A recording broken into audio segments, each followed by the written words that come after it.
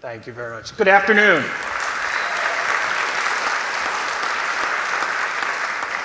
Where would you rather be on this rainy afternoon? Have you noticed that there's a guy standing over here, you know?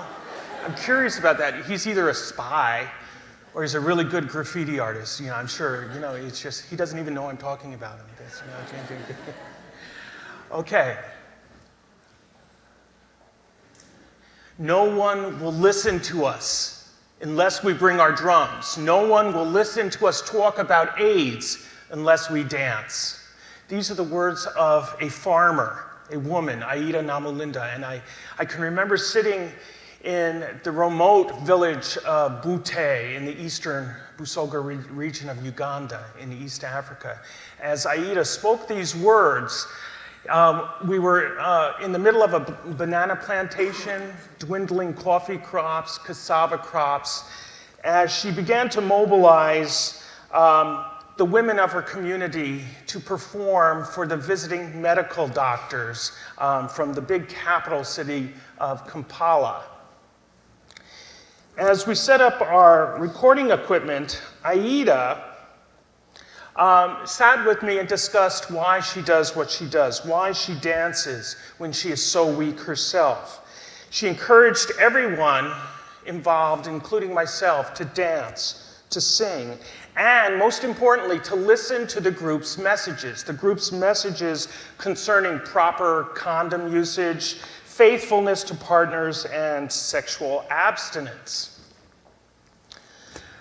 During one of the breaks in our performance, Aida asserted that whether by itself or whether incorporated in music, dance, and drama, music is embraced in her village, Bute village, as the most effective, the most immediate means available for communicating and educating and overall disseminating information pertaining to medical and healthcare concerns.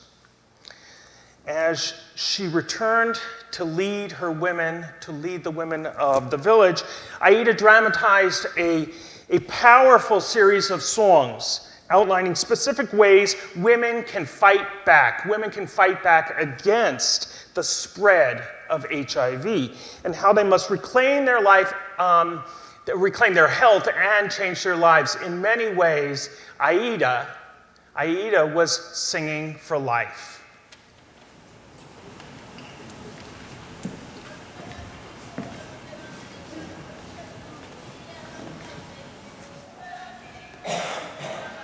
Could we get the sound up a bit?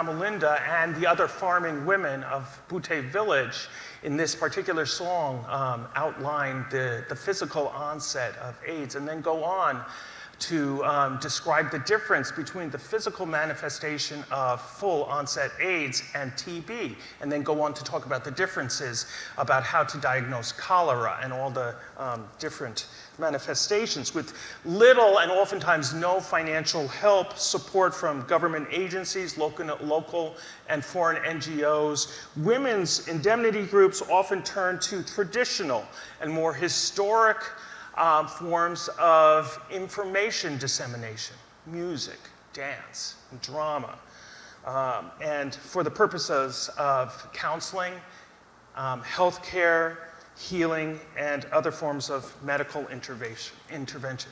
Now, my training, my background in anthropology and ethnomusicology did little to prepare me for Aida's songs and the songs of countless women in Uganda. I now often find myself in the middle of traditional medical situations, in the thick of a highly charged, highly politicized international debate. In graduate school, many of us studying music were trained to be objective, to observe, leave no footprints, cause no harm, refrain from meddling. Now, many of us who pursue medical projects are labeled as activists, unintentionally or intentionally affecting change wherever we go. We're now frequently accused of practicing extreme scholarship. Despite my original pseudo-objectivist goals, I now find myself immersed in political issues related to AIDS and in multiple African contexts. The spread of AIDS in Africa is largely the result of crises rooted in political instability, economic disparity, and deep cultural misunderstandings of indigenous local healthcare systems. Efforts in the past decade, and now quickly it will be 2 decades, have addressed AIDS principally as a medical issue, a medical concern. Yet funding agencies, governments have been mystified by the dense meanings supporting the indigenization, the localization of AIDS within local cultures, local communities. AIDS is sadly more than a medical issue. It significantly impacts development, causing massive socioeconomic challenges. Women are particularly at risk in Africa, in many parts of Africa, due to poverty, lack of power, and the subordinate positions many have to assume within marital and sexual relationships. These conditions circumscribe options for many women so that few are able to practice what you and I may label as safer sex, and fewer still are able to support the American-backed initiative of abstinence. On a recent trip to Busoga, the easternmost kingdom of the country of Uganda, I watched a women's group gather in a village clearing to perform for their community. The women, many with babies strapped to their backs, wearing traditional clothes, the gomesi with large shoulder flaps and flip-flops. A group of men had constructed the village mbire, a very large musical instrument famous throughout this region of Uganda, a musical instrument that looks like a xylophone that's built into a trough in the ground. Most villagers continued to walk by until the drumming cracks an opening rhythm as the men start to play and the women start to dance and sing their songs. HIV, AIDS in Uganda is part of the everyday vocabulary of survival for many communities of farmers, as it is for the nation.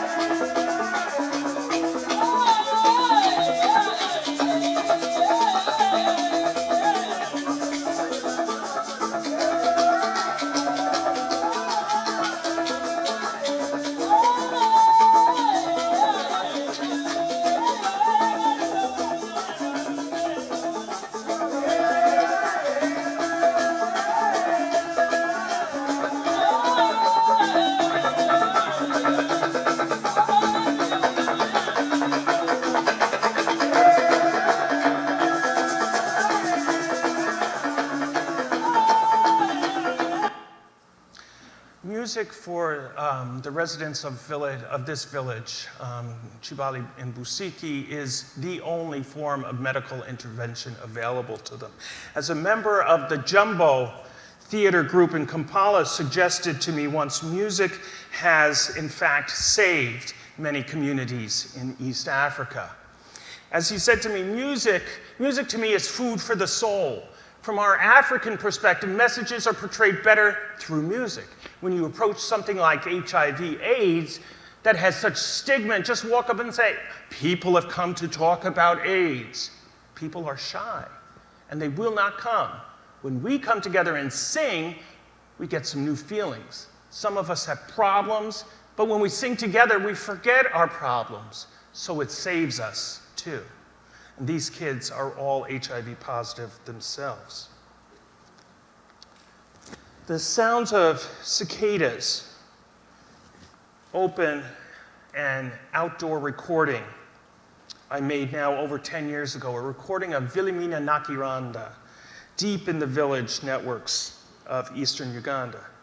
Clap and drum, and then I will narrate, sings Vilimina. She accompanies herself on an akadongo, a thumb piano, and she suggests that while death is prevalent in her village and does not discriminate, there needs to be some level of hope, and that hope will come through education. She says specifically, educating her daughter to sing her songs.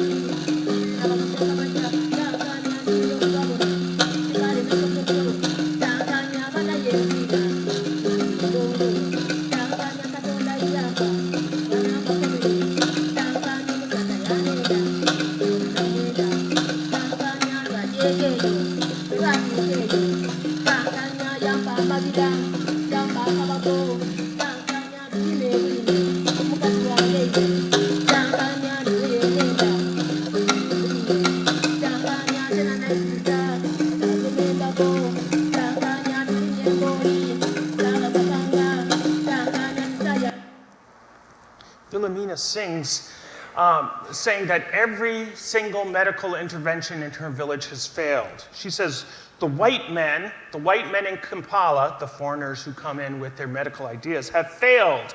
But then she looks over at me as she sings and says, but the white men in America have also failed. When Vilimina sings, her community listens.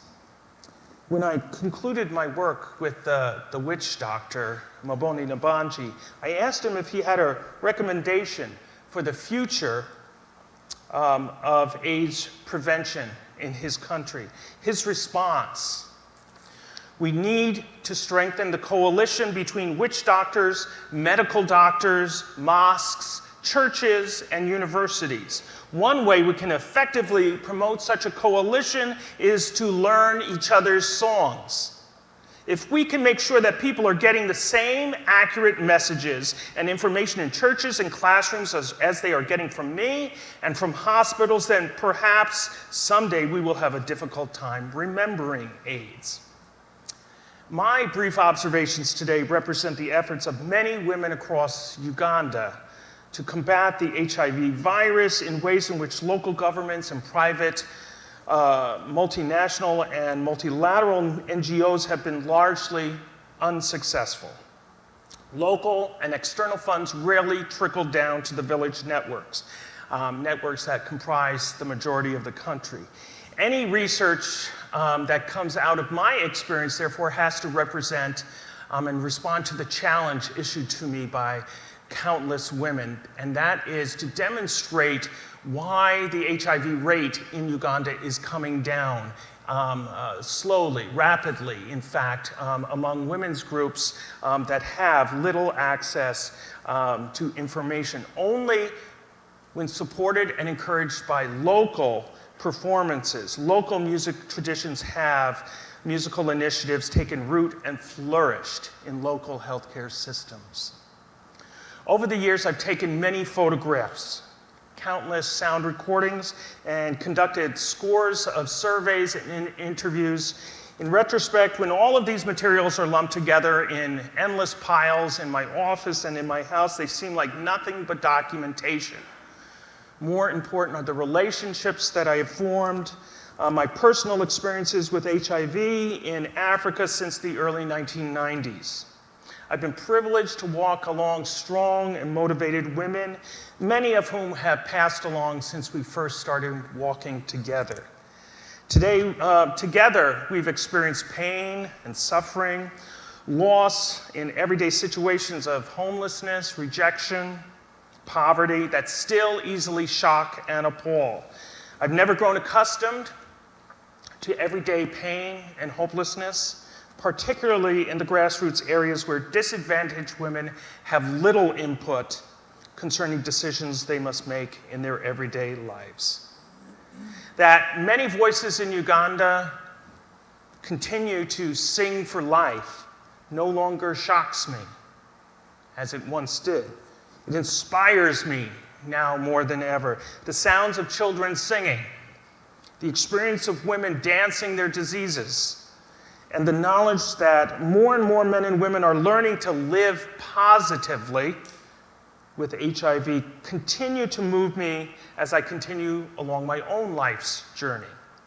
And at times, I cannot help but imagine and hope that someday, the destination each of us reaches in our personal response to HIV in Africa will remind us all of a horrific disease that we once lived with, a destination filled with the sounds of voices that sing of a long-forgotten pandemic.